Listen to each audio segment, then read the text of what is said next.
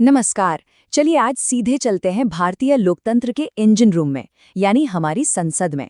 आज हम बात करेंगे उस नियम पुस्तिका की जो इस इंजन को चलाती है, मतलब हमारे संविधान के कुछ बहुत ही महत्वपूर्ण अनुच्छेदों के बारे में।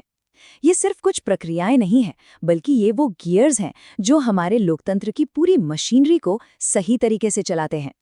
तो शुरुआत एक सीधे से सवाल से करते हैं। हम सब हर साल न्यूज़ में राष्ट्रपति के अभिभाषण के बारे में सुनते हैं, है ना? पर कभी सोचा है कि क्या ये सिर्फ एक रस्म है, एक परंपरा है, या फिर इसके पीछे कोई मजबूत संवैधानिक वजह है?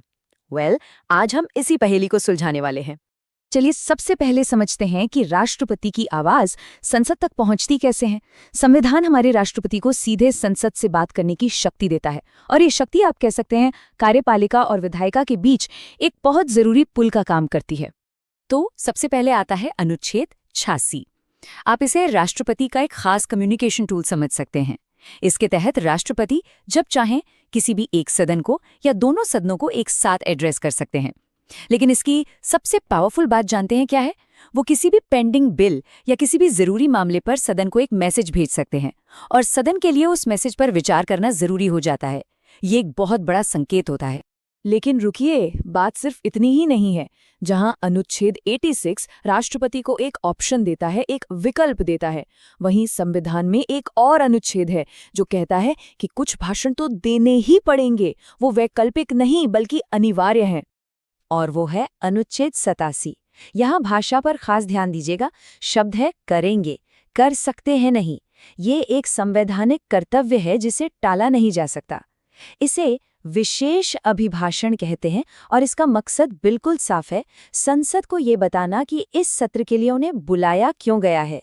मतलब एक तरह से सरकार का आने वाले समय के लिए एजेंडा क्या है, ये बताया जाता है। तो ये दो खास मौके कौन से हैं? पहला, जब भी कोई नई लोकसभा चुनकर आती है तो उसका जो सबसे पहला सेशन होता है, उसकी शुरुआत राष्ट्रपति के इसी विशेष अभिभाषण से होती है।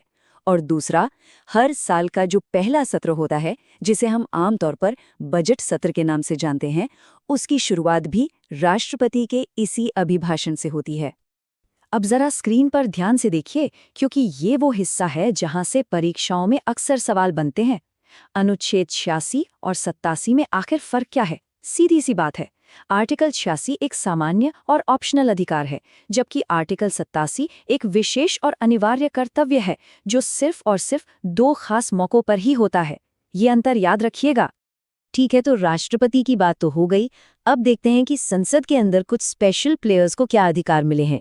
ये वो लोग हैं जो सरकार का हिस्सा हैं, लेकिन संसद की कार्यवाही में उनकी एक खास भूमिका होती है। अनुच्छेद 88 दो लोगों को एक कह सकते हैं एक सुपर पावर देता है। ये है देश के हर मंत्री और भारत के अटॉर्नी जनरल यानी महान्यायवादी। जरा सोचिए, एक मंत्री जो लोकसभा का सदस्य है, वो राज्यसभा की कार्यवाही में भी जाकर बोल सकता है, बहस कर सकता है। यही नहीं, वो किसी भी ज्वाइंट सिटिंग या संसदीय समिति में भी बोल सकते हैं। ये अधिकार उन्हें कहीं भी किसी भी मंच पर सरकार का पक्ष रखने की आजादी देता है। लेकिन हर पावर के साथ एक लिमिटेशन भी आती है ना? और यही इस अनुच्छेद की सबसे खूबसूरत और जरूरी बात है।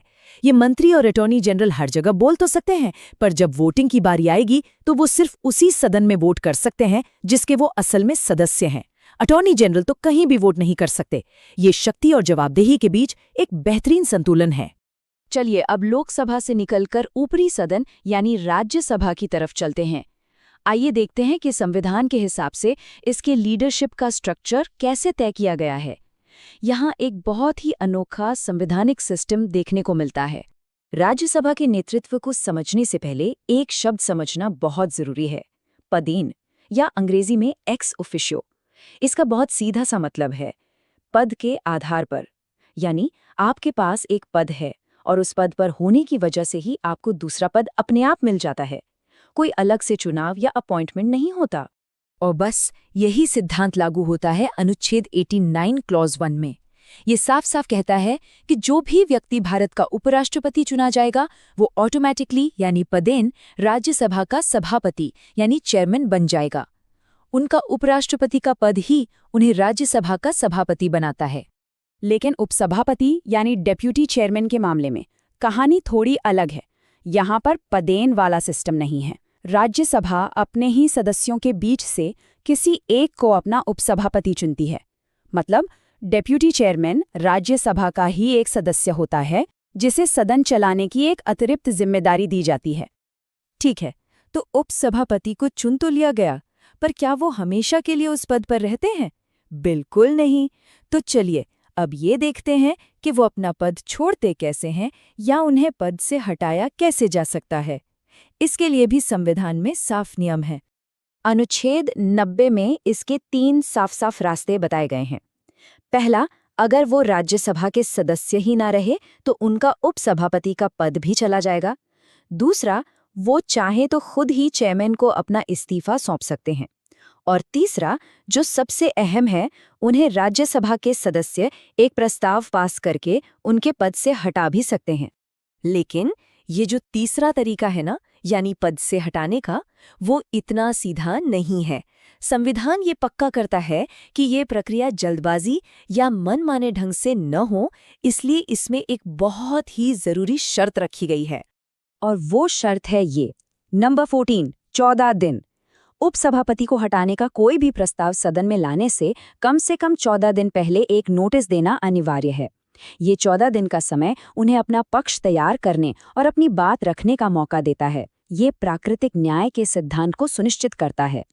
चलिए, अब तक हमने जो भी समझा उसका फटाफट एक निचोड़ निकाल लेते हैं। ये वो पॉइंट्स हैं जो प्रतियोगी परीक्षाओं में सीधे सीधे पूछे जाते हैं, तो इन पर खास ध्यान दीजिएगा। इन पॉइंट्स को बिल्कुल गांठ बांध लीजिए। आर्टिकल 87 का भाषण मैंडेटरी है। अटॉर्नी जनरल बोल सकते हैं, वोट नहीं कर सकते। Vice president ex officio chairman होते हैं। डिप्टी चेयरमैन का चुनाव राज्यसभा के अंदर से होता है। वो इस्तीफा चेयरमैन को देते हैं और उन्हें हटाने के लिए 14 दिन का नोटिस जरूरी है। ये फैक्ट्स सीधे सीधे सवाल बनते हैं। ठीक है, अब एक लास्ट और क्विक रिवीजन करते हैं ताकि ये सारे अनुच्छेद आपके दिमाग में एकदम सेट हो जाएं और आप कभी कंफ्यूज ना हो। चलिए पूरी तस्वीर एक साथ देखते हैं। ये टेबल देखिए, ये इन 5 अनुच्छेदों का पूरा सार है। 86 राष्ट्रपति का संवाद का अधिकार, 87 उस संवाद का अनिवार्य रूप, 88 स्पेशल लोगों के बोलने का अधिकार, 89 राज्यसभा की लीडरशिप का ढांचा और 90 उस लीडरशिप में बदलाव की प्रक्रिया। ये हमारी संसद की नियम पुस्तिका का एक बहुत ही जरूरी चैप्टर है। तो आखिर में ये समझना जरूरी है कि ये अनुच्छेद ये सिर्फ किताब में लिखे नियम नहीं है। ये वो ढांचा है, वो फ्रेमवर्क है जो ये पक्का करता है कि हमारी संसद बिना किसी रुकावट के चले, बहसें सही तरीके से हों और सत्ता का संतुलन बना रहे। ये हमारे लोकतंत्र के अच्छे स्वास्थ्य की नींव हैं।